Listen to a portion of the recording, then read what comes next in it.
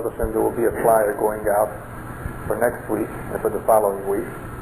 What we've done was cover an introduction, and then we spent 3 weeks on the difficult concepts of the teachings of the Kabbalah. Baruch Hashem, we're beyond that. They're very difficult and complicated, and we can't really use them in our lives. They help us understand certain things a little bit better, but they're not easy to understand. Beginning tonight and the following weeks, the lectures will be easier to follow, and they're much more relevant. We left off with the idea that the world that we live in, that we identify with, is Olam HaTikun. It is Olam HaAvodah. It is where we work, where we fix, where everybody has a job. Everybody in creation has a job, has a role. The way every human being should be made aware of it is the fact that he develops slowly. As a baby, he's dependent on his mother's milk, diapers, etc. He grows slowly, as opposed to animals that within hours, maybe a couple days at the most, are almost on their own, feeding themselves, taking care of themselves. A human being cannot take care of himself, cannot survive by himself. He's dependent on others. He continuously grows, continuously matures. This is to remind him that he's in the Olam HaTikun, that he has to grow, he has to develop, he has a job. He's not complete when he's born. Otherwise, why shouldn't he be complete? Just like Adam HaRishon, according to the Midrash, was born, or created, I should say, as a 20-year-old man. When Hashem created the world, Hashem created all the minerals already. That's why it doesn't take millions of years to make petroleum. Hashem created it. Perhaps if it were to be by nature, if diamonds were to be created by nature, maybe it would take that long. The forces of nature would take a long time to create those things. Hashem has no problem, because Hashem's world is the perfect world. What Hashem needed to create was created complete, except for Adam, except for the human being. So the human being is reminded of that fact that he's a baby. He still has something to complete. A Jew is further reminded that he has an important role, by the fact that he is born with an orla that he has to remove on the 8th day. He's not perfect. He has a job to do, to remove this orla, the foreskin. The Jew has an additional job of perfecting this world, as we will see throughout this lecture. So we spoke about the world, we spoke about creation, the purpose of creation, the process of creation, the various stages, and how everything evolved. We've come to man, the human being. He is the Nezer HaBriyah, he is the crown of creation. Creation is for him. And that is what he created at the very end on the 6th day. Hakol Mukhan Mishilo, everything is prepared, everything is ready for him. This human being, the Kabbalah says, is composed min ha'elyonim v'tachtonim. He has in him something from the upper world, something spiritual, and something from the lower world, something physical. If you read Parashat Bereshit, it says so, in different words. Apar min ha'adama, he was made from the earth. Even though it says earth, it actually means from all matter, all the elements, water, earth, fire, and air. And he was made, or he was formed and created, v'talmenu kidmutenu, in our image. Not that Hashem has an image, as we emphasize quite a bit, that there is nothing physical, and there is no image and form upstairs, but it is a way of describing, one way of describing the human being is different than all of creation, than all of the animals, than all other species, is the fact that he has a Neshama, the Talmenu Kidmutenu, therefore meaning in the image that was prepared for him according to the Sefirot, or as Rashi says, the Talmenu Kidmutenu le'avinu le'askil, that he has the power, the ability to think, to rationalize, something that the animals do not have. So man is made up of two very different parts, opposing parts. And what I would like to say is that when man was created, he was created speaking two languages. The spiritual language and the physical language. Because he is able to communicate with the upper world, and he's able to communicate in this world. He's physically walking, doing things, So he's interacting with this world, he's speaking with this world, he's communicating with this world. But he also has the ability to communicate on a certain level with the upper world. And that is one of the meanings behind the pasuk that you will find in this week's parasha, that Yaakov has a dream, and what does he see? Sulam mutav arta v'rosho magia hashamayma. He sees a ladder. The bottom of the ladder is in the ground, but the head of the ladder, the top of the ladder, reaches the heavens. There's several interpretations, obviously, of this dream and of that particular part of the dream. But the commentators explain that it's also intended to describe the human potential. Man had his feet on this ground, on this earth, but his head is able to reach the sky, because a part of him is from the upper world, the Neshama. A part of him is from here. A man could be here and be involved in doing physical activities, like eating, drinking, and sleeping, or working. But if he were to do these things L'Shem Shamayim, for their ultimate purpose, he's able to elevate all of that, and he can affect the upper world. When we say to affect the upper world, we're saying that he can determine what will come down from the upper world, what shefa, what beracha, what blessing will result as a result of his action. In other words, his ma'asim, even though they're done here, can affect the upper world. He's able therefore to communicate with the upper world. The rabbis tell us also that Ha'adam, the human being, his ma'ala, his position, his level is greater than that of the malachim of the angels. Not only is he different than all animals and all other creations, he's also greater than all of them. Why? Because the human being is the only one in this world that has the ability to grow spiritually, to advance. Not grow physically, everybody and everything grows in height, in size, and weight. The human being is the only one that can advance, progress, grow spiritually and mature. Malachim are static. Animals don't change other than getting older. The human being is the only one that can actually become more elevated. And that is why his ma'ala, his level, is greater than everyone else's level. That is why the Maran Mifrag explains beautifully why Adam is called Adamah. It comes from the word Adamah. The word Adam. Everything comes from Adamah, except for the angels. Everything in this world comes from earth. Then why is only Adam called Adam? Because he comes from earth. Now what's so unique about earth? The earth produces fruit. The earth therefore has something that grows, that comes out of it. And so does man. Man can produce. Man can grow. And in what way does he grow? By producing fruit. What are those fruits? His ma'asim, the mitzvot. That is why the mitzvot that we observe, that we fulfill, are called perot. Fruits. The fruit of our labor. So he's the only one that can grow. He's the only one that can advance, progress. Therefore he is on the highest level of creation. He is called Adam. Now what's unique about the human being other than he can grow?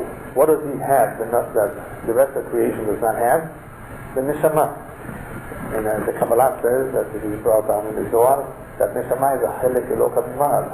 It's not just a spirit, a wind, air. It actually happens to be a part of God that he blew into the human being, which makes him come alive. But so do animals come alive somehow. But as we will see soon, there is a difference in the level of the Neshama, or the spirit that enters the human being, and that which enters animals. And there's also a difference between the Neshama that resides in a Jew and the Neshama, or the spirit that resides in a non-Jew. One way to describe this Neshama is the Kabarnit HaSfina, like the captain of a ship. Because this Neshama is what really gives the human being direction. This is the source of the Chirach of Shit, of its free will. Because the body itself only has instincts, just like animals. What gives the direction to the Chirach of Shit, the free will? The Neshama. So that is what's unique about the human being, something that animals do not have. But everything in this world has some spirit in it. Even those items that are inanimate, stones. As I may have mentioned in the past, planets, everything in this world has some chiyut, has some form of life. The human being, however, has something that nobody else has. And that is several layers or levels of a spirit from above. And I emphasize from above because there is a spirit that comes from below. And that's the spirit that resides in animals. It's still a spirit, but it's very, very different. It's from below. And that is why the rabbis tell us the human being walks upright, because he has something from above, whereas animals completely, usually, face the ground because they are taken entirely from the ground. So in this human being we have a soul, a very different kind of soul, different kind of spirit, which consists of 4 levels or 4 layers, whatever you want to call it. They are Nefesh, Ruach, Neshama, Chaya, and Yechida. The 3 that you hear most often are Nefesh, Ruach, and Neshama. Chaya and Yechida are usually not discussed because you will see they are rare and they're not very well understood. Nefesh, Ruach, and Neshama are something that we can relate to a little bit easier. What is the difference? Nefesh is the lowest one of all. It is the closest one to the physical body. The Nefesh, the spirit that resides in the human being, that's called Nefesh, is the one that is responsible or allows for behavior, for movement, action. That's the Nefesh. Without the Nefesh, a person ceases to exist. He cannot live without a Nefesh. But when speaking about Nefesh, there's also something called a Nefesh HaBehemi, which is another part of the Nefesh, which resides in the blood. That's what makes the heart pump.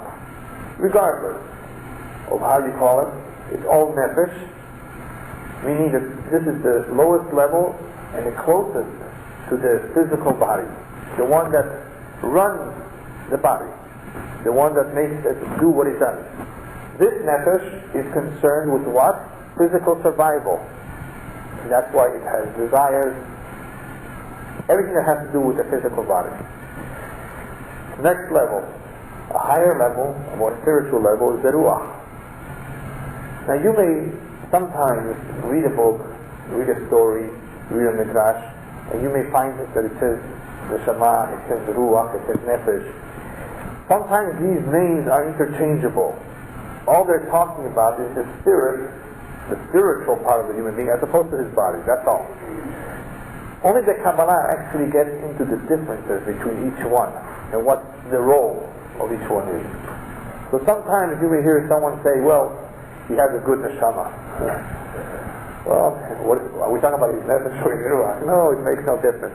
In other words, he's a good man. You know, his Nefesh is like this.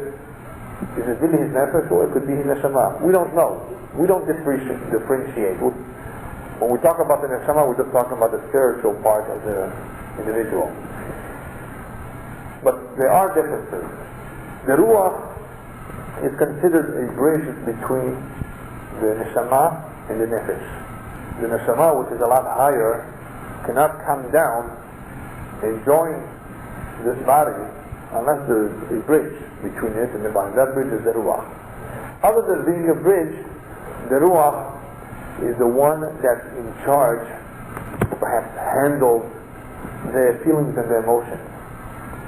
Those are apart from the physical body. Those are created too. That's a whole different aspect of the human being, which Bezrat Hashem will speak about next week when we get into the topic of love, especially love at first sight. What is the meaning of that and how that relates to Neshamot. Today, I'm giving you more of an introduction about the various levels of the soul, which will help you understand that fascinating topic called Ahava, love. So this Ruach, this spirit, is a bridge, but it's also the one that handles emotions.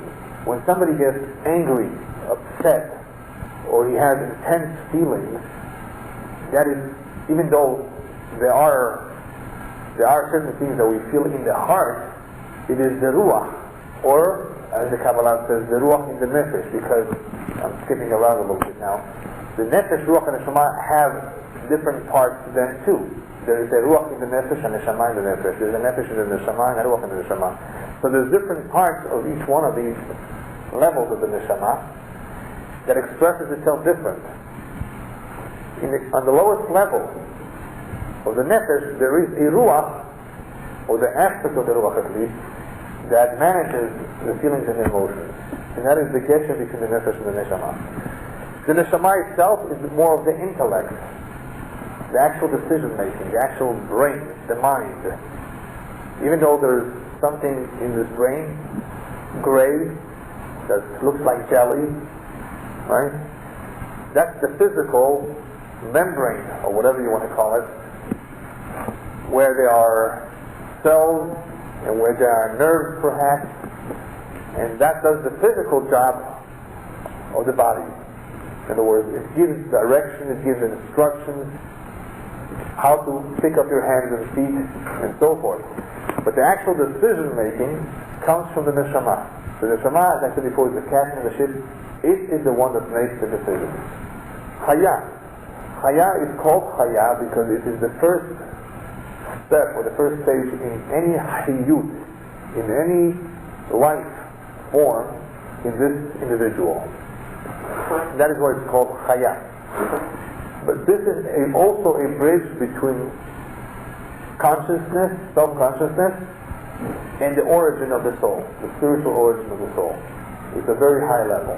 It is like the very first step where there is already some identity, some self-consciousness. And Yechida is the highest part of the soul, and that is where it forms a connection to the Almighty. As we said before, the Neshama is a chelek eloka mima'al. The Yechida is, you can say, the root, or the very top level, or where it makes a connection, a chibur, to Hashem. So now that we have an idea of what each one is, how are they introduced into the body? When do they come? If this is the first time one is here, and I'm going to be talking a little bit about reincarnation, even though that's not the subject of today, but we have to understand a little bit of how these various levels of the Neshama work. If this is the first time the human being is on this earth, the Neshama has come down,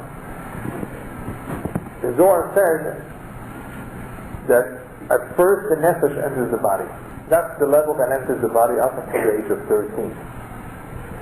If this young man is Zachah, he has merited, he has behaved himself, he can be Zocheh to receive the second level of his Neshama called the Ruach at the age of 13 of Bar Mitzvah. If he conducts himself properly, then at the age of 20 he can be Zocheh to his Neshama. To that part, or to that level of the soul. But this is only the first time around. Today, or ever since the destruction of the second temple, in the Kabbalah it is brought down that there aren't any new souls, and if there are, they're very few. Most souls today are reincarnated.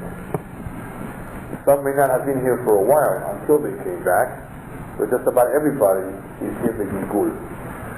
So we don't have to concern ourselves right now about the first time around, but I needed to tell you that the first time around is different. It would happen in stages, they don't come down at once, and depending on, of course, on the individual's conduct, he may or may not be zocheh to these additional levels of the soul. What would it feel like if he received an additional level? I don't know what it would feel like. But if you want to have an idea, there is something called a Neshama Yechida on Shabbat that every one of us gets. You're supposed to feel differently on Shabbat, on condition that you observe Shabbat properly. If you observe Shabbat properly, then you will feel something. The food tastes different. The learning that you learn on Shabbat is different. Everything is just different. There is something called the Neshama Yechida. We receive an additional Neshama on Shabbat. So the first time around, one can be Zocheh to the Nefesh, Ruach, and Neshama at the various stages, different ages. Now what happens if, let's say he received the Nefesh only, and he didn't do something right. The Nefesh is not metukan, it's not fixed. And the way to repair the Nefesh is by Gilgul, by having to come back. So the second time around, when the Nefesh comes back down, it will have to come down by itself. But so did it come down by itself the first time? Yes, but this time around, when it comes down by itself, there's no more age 13 and no more age 20. This time, the second time around, it has to live an entire lifetime to fix itself, and only after it fixed itself, it will be able to come down a third time with the Ruach, or with the Neshama, whichever it is that he was lacking the first time around. In other words, he cannot, during this lifetime, which he's being metaken the Nefesh, which is the Gilgul, because he's repairing, he has already a big job. This is going to be his job. He will not be able to get his Ruach or his Neshama until he's reincarnated a second or third time, and maybe even a fourth time, because the third time he will get the Ruach, and the fourth time he will get the Neshama. Once a Jew has fixed all the levels of his soul, he goes to a place called Torah Chaim, to eternity. Gan Eden. He doesn't have to come back. Until then, many people are having to come back many times. But we'll leave this for another time, the subject of Gilgul Neshama. Because there is a possibility for this individual, even though he only has a Nefesh, to become impregnated, to receive another Nefesh from someone else temporarily. So there are various options here, various possibilities, but we'll leave that for another time. How many souls are there? Anybody know how many souls there are? Well, I thought there were 15 million Jews. Well, how could there be only 600,000? What is that? Yeah. Whenever you hear the term 600,000 souls, those are parent souls. Those are the main souls. Those are the roots.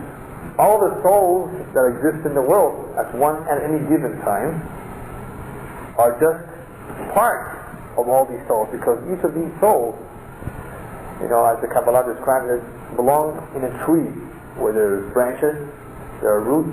There are some souls that belong to the same roots, and that is why sometimes, I should say many times, an individual that has to be reincarnated will come back in the same family.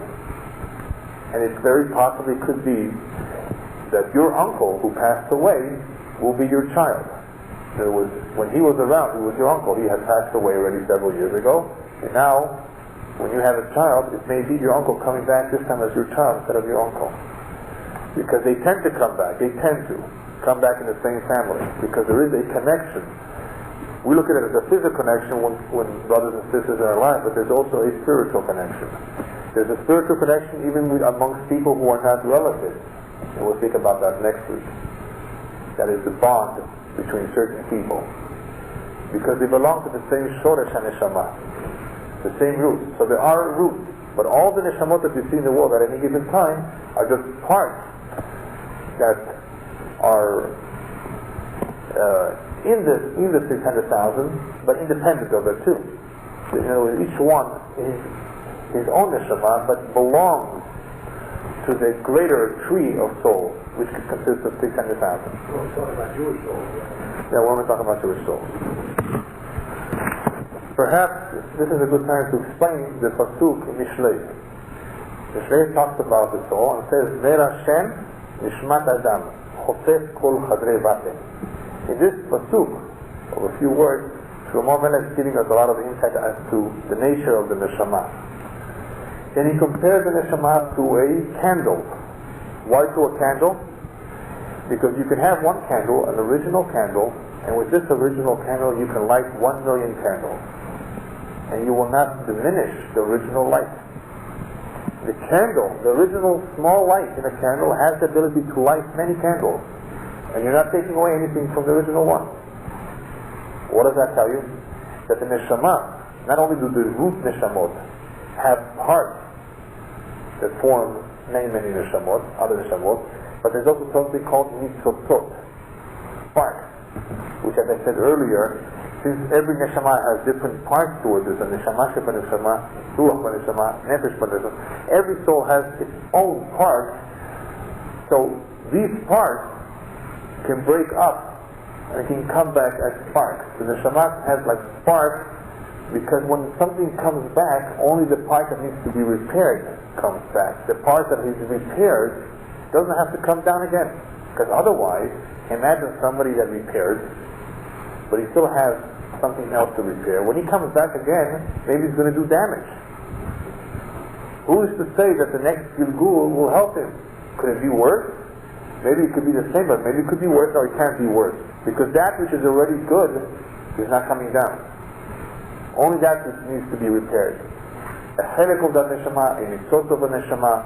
The reason I say mitzvot is because sometimes an individual receives only a mitzvot, a spark, which is a part of someone else's Neshama that is residing within him, to help him. And we'll talk about it another time. In other words, he has his own Neshama, but he can have the mitzvot, which is a small part of another Neshama in him temporarily. So therefore, Shlomo Melech says it's like a candle. You can break up, you can light other candles, and guess what? You have many people, perhaps 15, who all share the same Neshama. They're the same individual, actually. It's like brothers and sisters, the same parents. And what will happen in Kriyat HaMetim? Who will get up? We'll talk about that in a couple of weeks from now. So that's one of the questions that people like to ask. If someone is coming back in a Gilgul, well, which one is going to get up? So I gave you this introduction now, so you should realize that it's not such a difficult concept, because we're talking about one candle that can illuminate many other candles. They all share the same flame, in a sense. The reason why the Neshama is also called a candle is because the Neshama meira et darko, it illuminates the way, it gives man direction.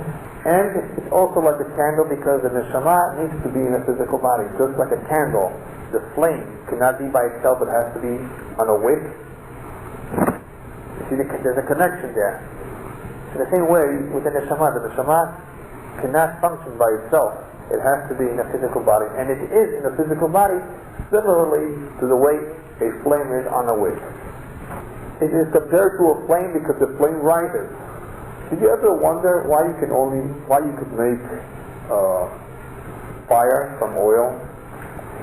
If you put oil, you can put a wick and it burns. If you put water, that doesn't work. What does oil have? Olive oil, for example, that water does not have. Now, if you're a chemist, you're going to start giving me a whole lecture on chemistry here. But it's very simple. Everything in Earth consists of elements. Anything which has more of a fire element in it has the ability to burn. We call it flammable. Something is flammable. But spiritually, in talking about the elements, that which has more air can fly. That which has more water can go underwater and doesn't need to breathe. How do they do it, this fish? Because they are mostly water. We have all four. We need to breathe. We can't fly because we don't have that much air. Right? So, depending on the element, or the dominant element, this flame, which obviously is depending on oil or wax or whatever it is burning. And what's the nature of this flame? It aims or it points upward. Why upward? Because that is where the element comes from. Right? The air and fire are above Earth. That comes from the above world, aims for the above. That's another reason why it's compared to an air. What is it at the end of the pasuk says? That's a whole different idea. That the air illuminates the human being, his inside, his thoughts, which is supposed to remind us that Hashem knows everything we do, everything is recorded, and not only is everything recorded, the Neshama itself will testify and say the truth of everything that he did. Everything is transparent. Alright, at what moment does this Neshama enter the physical body? There's a whole discussion about that too, in Gemara and elsewhere. And the conclusion is, at the time of conception, there's at least a part of it that enters it. That is when it is determined, 40 days before the formation of the fetus, what will be with this Neshama. That means the Neshama has already entered. What would the mazal be of this individual, man or woman? So when is that? 40 days before the formation of the fetus, that's conception. At the time the baby leaves the womb, you may be able to detect, if you're lucky, something else coming down to this baby. And that could be called a tzelem, or another part of his soul that is entering it. And it enters through the head. So if you were able to see it, if you're lucky, if they want you to see it, then you will see it. I just want to remind you the halakha, especially to the men. You're not allowed to look at your wife while she's giving birth, at that particular area where the baby's coming out from. So it has to be somehow that you are on the side, looking at the baby, but not looking at your wife. You can't hold her hand either at that moment. That's because she's in Ida. At that time the baby's coming out. Nevertheless, if you're lucky, you may be able to see something that looks like a human being, something with some figure entering the baby from the head. So for the most part, the Neshama enters the baby in the time of conception and grows with the baby. What did we say before? These names are interchangeable. So you may see Neshama and it means Nefesh. If we're talking about it Kabbalistically, we're talking about the Nefesh. At the lowest level, we're talking about the Nefesh, but the Nefesh has a Neshama to it too.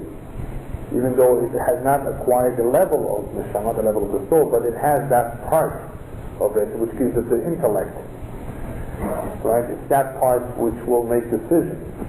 Yeah. What's the concept Ruach HaKodesh, then, Rabbi? What does that mean? Ruach HaKodesh? This person is that referred to the Ruach part of No. Ruach HaKodesh is something completely different. Ruach HaKodesh has to do with divine inspiration, which is something similar to prophecy, which an individual, depending on his level of how saintly and how holy he is, he's able to perceive, to know certain things that ordinary human beings do not know, because he's much more elevated spiritually. So Hashem allows him, while he's awake or in a dream, to see and to understand things, and perhaps even to know the future. There's nothing to do with these Nothing to do with this concept. No. Alright, what is the role of the Neshama? We spoke about the various characteristics of the Neshama, the various stages and various parts of the Neshama, but what is the role of the Neshama? What does the Neshama serve in this world? One can say perhaps it has two jobs, two functions. One is personal and one is general. Every human being in this world is a partner to creation, and therefore contributes something to the whole. But every individual has something to achieve for himself too. That is the meaning of the pasuk. If you read Pasuk Bereshit, "Vayikra Elokim Bayom HaShevi'i v'Lachtor Asher Asa," the Torah tells us that God finished His work by the seventh day. He rested. Why do we need to know that? Because Hashem finished His work, and now it's your job. Now it's your turn. Man continues from where Hashem left off.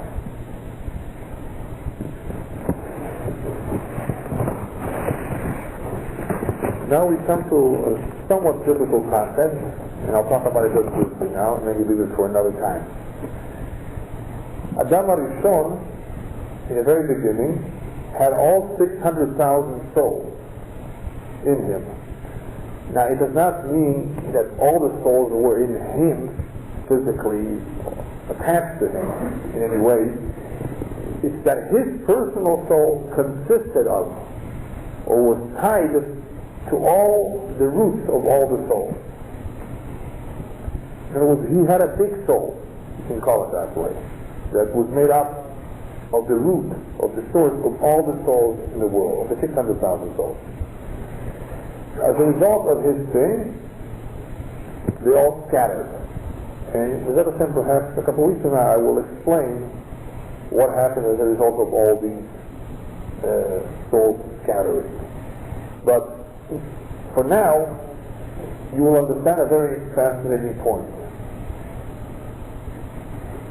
The scattering of the souls occurs with Adam HaRishon. But up until after Yaakov, up until the tribes perhaps, for the first 2,000 years or so, what do we see in the Torah? We see something very, very strange, especially during the first 10 generations. We see people living till 969, right? 950. Why so many years? Did you ever wonder why Hashem gave them so many years? What did they do with all that time? There were no videos, no movies, no games, no golf. I mean, what could you do for so long? During the earlier generations, their Neshama was larger. The Ruach says that they had a greater tikkun, each individual, and therefore they needed more time to do their work. And that is why they were given more years. When Hashem saw that they were not doing what they're supposed to do, you don't have to live long. Right? So I'm going to shorten the lifespan of a human being and give him therefore a smaller job, a smaller tikkun. Let everybody share the tikkun, a smaller portion of the tikkun, and therefore you won't have to live that long. Interesting. And that is why all of a sudden we see a reduction in the number of years. Otherwise it's hard to understand why then so many years and then what happened. It has nothing to do with the environment. The Torah says clearly, Hashem says, I'm going to give him 120 years to live. Even though that verse that says, I give him 120 years, is really interpreted to mean Hashem is going to give them time, 120 years to do Teshuvah before he brings him Mabul. But we also infer from that the lifespan will be reduced to 120. Now you may say, wait a minute, but after that we still have Terach living to 210, we still have Abraham living to 175, we have Yitzhak 180, Yaakov 137, right? But it's getting shorter. It doesn't mean it's going to happen overnight. Even today, you have people who may have passed 120, 123 or more, but it's very rare. What it means is that will be the maximum, approximately. Yeah. Maybe Hashem is harmless to shorten life. No, but there must have been a reason back then. That was the question. Why back then, at least, did they live so long? What? After the body was divided, they never ate. They did not age back then. There were no diseases. Until Yaakov, nobody got sick. So what we have here is larger souls at one time being reduced, and therefore less tikkun, less years that they need to live. Alright, so what do we see from all of this? We see that every human being has some soul. Every human being is therefore important. And the Ari HaKadosh used to say that one has to be not only careful with human beings, but not to kill an insect unnecessarily. Because every insect, everything in the creation has a purpose. And therefore don't just kill for no reason. And if that is true about insects, the more so about human beings that were created in the image of Elohim, the Tselem Elohim. In other words, they are so much more valuable to this world. No matter how they look and how they are, they still have a Tselem Elohim in them. Now there are some, of course, that are wicked and behave like animals, and they are dangerous to society. That's something else. But otherwise, human being, no matter what his religion is special. And when Yonah Navi was sent on a mission to the city of Nineveh, they were all goyim. And he, of course, had a problem with it. He was concerned about accusation against Am Yisrael. These guys did Teshuvah, and who were not Jewish. So obviously he had his reasons why he did not want to go to Nineveh. But what is the whole story telling us? That Hashem is concerned not only about the people of Nineveh, the animals there too. You know, why should I destroy an entire city? That's for Amalek. They are my creation, Hashem says. That's for Amalek. Yeah, Amalek is a whole different story. But everything that Hashem created in the world is for His honor. Everything has a purpose. Everybody has a job. And therefore everybody is important. However, even though I said everybody is important, the Jew's job is somewhat different than a non-Jew. And because the Jew's job is different than the non-Jew, the mitzvot that we have relate mostly between a Jew and another Jew. You may be surprised, and I'm not going to go into details right now which mitzvot, but there are certain mitzvot that do not apply to a goy. In other words, when we are obligated to do something, we have a mitzvah, we have a commandment, a duty, that is for a Jew, not necessarily for a non-Jew. It doesn't mean that you can't be nice and be kind, but you're not commanded. You don't have to go out of your way. With a Jew, you may have to go out of your way. You may be able to be mechalel Shabbat if he's under the debris, and you may be able to save his life. You don't have that chiyuv.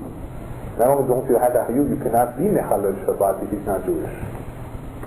And that may seem strange. Yeah, but that's a human being. Yeah, but you don't have that mitzvah.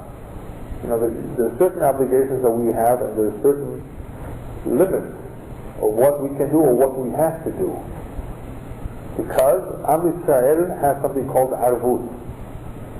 Kol Yisrael arevin ze lazeh. We're all responsible for each other. We're all part of the same Neshama, the same Gufa Neshama that is called the Kabbalah. And what one Jew does affects the entire Jewish nation. There's a certain arvut. Arvut means a certain responsibility or commitment that we have for each other. Each one is responsible for each other. If one Jew dies, it should hurt all of us, because it's like a finger in your body. One finger hurts, the whole body feels it. Because we're all one unit. So the job of a Jew is different than the job of a Goy. And when we were talking about the concept of Kabbalah, I explained that the Jew has a greater responsibility in the Tikkun HaOlam. Because what is the ultimate goal of this world? L'taken Olam, the Malchut Shakai. To repair this world. To bring down Hashem's rulership or sovereignty to this world. And this repair, this job, is done through the Jew, through the mitzvot, through Am Yisrael. That is their responsibility. All of mankind, all of humanity has a job. We're all here for purpose. But Am Yisrael's job is unique. Now, even though we have our own personal job, Am Yisrael has their job, every individual, depending on his Gilgul, has a unique job for that particular Gilgul. And I'm sure some of you are maybe wondering, how can one know what that job is? What is one's personal tafkid in one's lifetime? How can you go about knowing, finding out what it is? So we'll talk about that for a few moments. On a general level, we're speaking generally, in general terms, if Hashem wants the Neshama to do its job, then He must give it guidance. Part of the guidance is in the Torah, which is a map. You go on a trip, today you can check the internet. You put in your home and your destination, and it tells you on which freeway to get on, how many miles, and how long it will take you. Sometimes they make mistakes. The Torah, there's no mistakes. If you follow the Torah, you're going to get to your final destination. So you can stand. But other than the Torah giving us some direction, Hashem actually leads the Neshama to where it needs to go, to the people it needs to meet, and to the ma'asim, to the deeds that it needs to perform. The Neshama is guided. As long as you do not interfere with the Neshama. How could one interfere with the Neshama? By following what the body wants instead of what the Neshama wants. That is the continuous struggle between the Neshama and the physical body, the physical desires, the Yitzarim, the various instincts. This is the challenge of life. But if you do everything right, properly, you follow the Torah, then you will be doing what was intended for you to do. So this is, in general terms, just leave it to your Neshama. Allow it to express itself. Don't interfere with it. Hashem also gives the Neshama, or the human being, the tools, the kelim necessary to accomplish the job. If this man has to give a lot of tzedakah this time around, Hashem will give him money. If that is his job, Hashem will give him the tools that he needs to perform that job. This was all in general terms. On a more simplistic term, every Jew needs to know that even though he doesn't clearly know what his specific goal is, every Jew's job is the same in some ways. And what is that? To do the mitzvot. Avodat Hashem. In other words, if we were not to know anything, we do know something. What the Torah tells us to do. So on a simplistic level, all a Jew needs to know is follow the Torah. Everything else will come through. Talking about job, it's obvious that some people's job is very short and some people's job takes many, many years. That is why some people live less and some people live longer. What did we say before? These people lived for hundreds of years. They had a big tikkun. It could be that a person will leave this world at the age of 41. Why? Only because they finished the tikkun, not because Haz v'Shalom, they did something wrong. It's very possible they just finished. Their job was short. Then there's somebody that can go to 119. Doesn't mean that he had so many years to do something. Just could be that he was blessed with a long life. But some people's job can go on for longer, for more years, and some for less. Now, depending on one's gilgul, yeah, the what? Yeah, there's something called tzedek. Yeah, there can be karet, there can be mitzvah b'dei shamayim. It can be that one is taken from this world as a result of an averah, a sin that he committed, and as a result of that, he lives less years than what was intended for him to live. Depending on this individual's merit, Hashem says, you know what, this man has many merits, he deserves karet, but he has many merits, I'll have to collect later on from him. That is why you have people who are wicked living long life, even though they've done karet many, many times. Right? So that's a whole topic in itself. We don't understand the ways of Hashem, why he does such things, but we do know that he manages the world and he's in charge, and everything is the cheshbon. Asur tamim pa'olon, as the Pasuk says, Yichol terachad mishpat. En avel, tzaddik v'yasharhu. Everything is perfect. Everything makes sense to him, not to us, but everything is what it should be.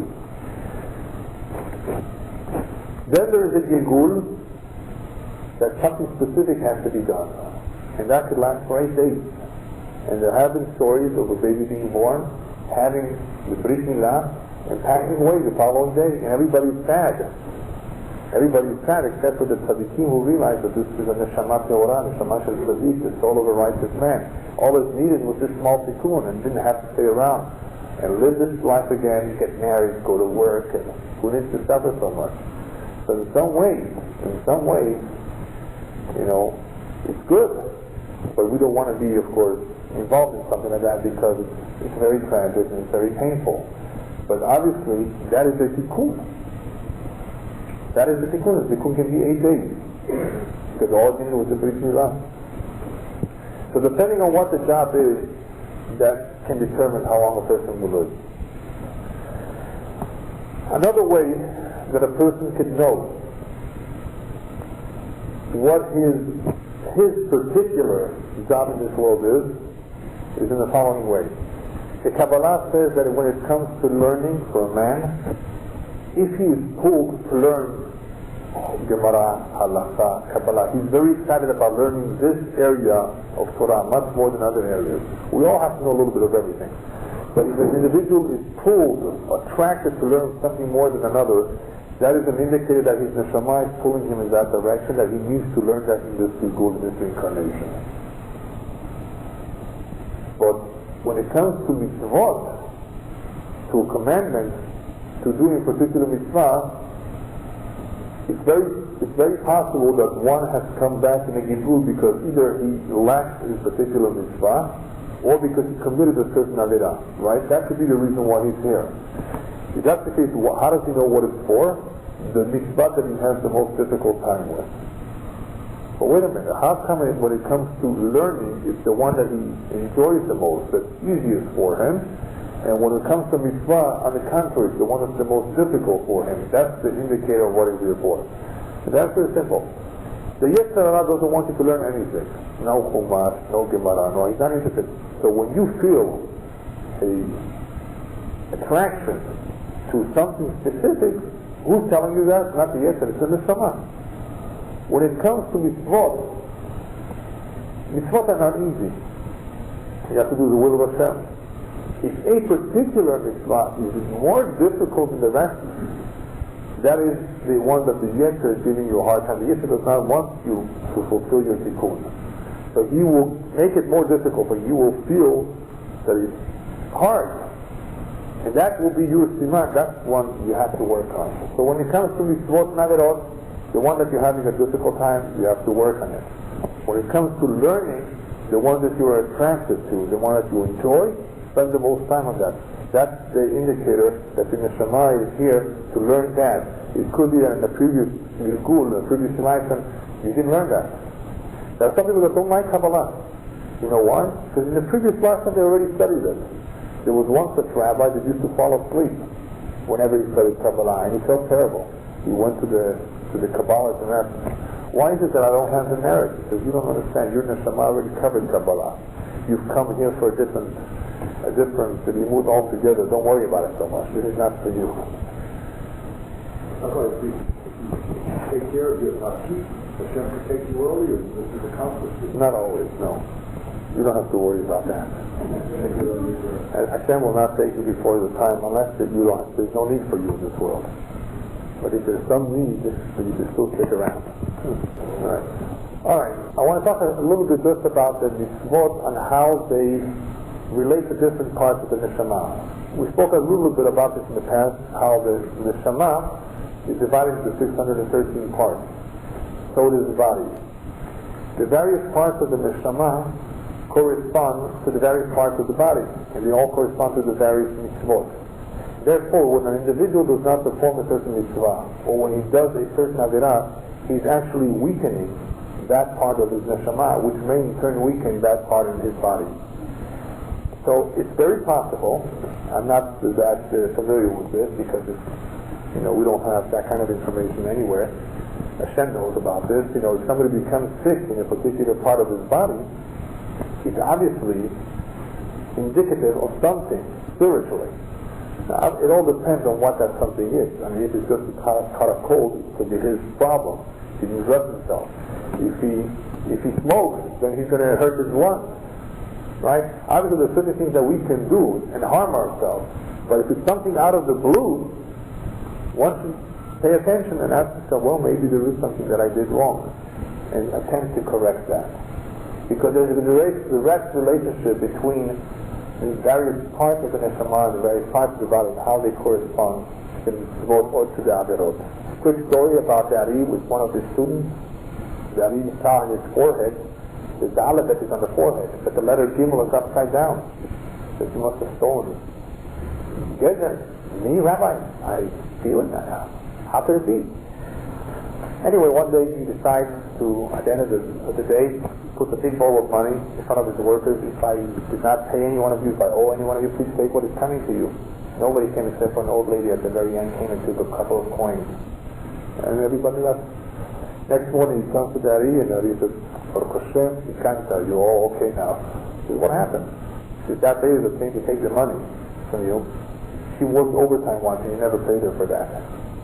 So it shows on your forehead. So every little thing shows up. Somehow it shows, either on the forehead, either in the body. Somehow you will be less known about it, so you should fix it. We've spoken about Neshamot today. There are various levels of Neshamot. There are some greater Neshamot, and that is why you see great tzaddikim, because they have a great responsibility and a great job to perform in this world. And they are therefore different levels. It doesn't mean that no one can reach those levels. It just means that everybody has a different job, and their job is greater, and therefore they receive the Neshama from a higher level. And last but not least, how do we prove that there is a Neshama? Even though I'd like to elaborate about this last point some other time, very quickly, how do we know that a Neshama exists? Well, Baruch Hashem today, as a result of science and other methods, it has been proven scientifically too. We have testimony from near-death experiences. People have come back after they were clinically dead for a couple of hours. They have described what they've seen, which also proves to us that there is life after death. But not only that, that there is a spirit, that there is something other than the physical body, something called the Neshama. There are stories and testimonies about Gilgulei Neshamot, even amongst Goyim, which we'll talk about another time. Reincarnation of souls, people who know that they've been here, they can swear that they've been, and they were never there, but they've been there in the previous lifetime. Through hypnosis, it has been proven that people have been around. People have seen a place where they were never there in this lifetime, but bringing them back to hypnosis, they were able to see these results.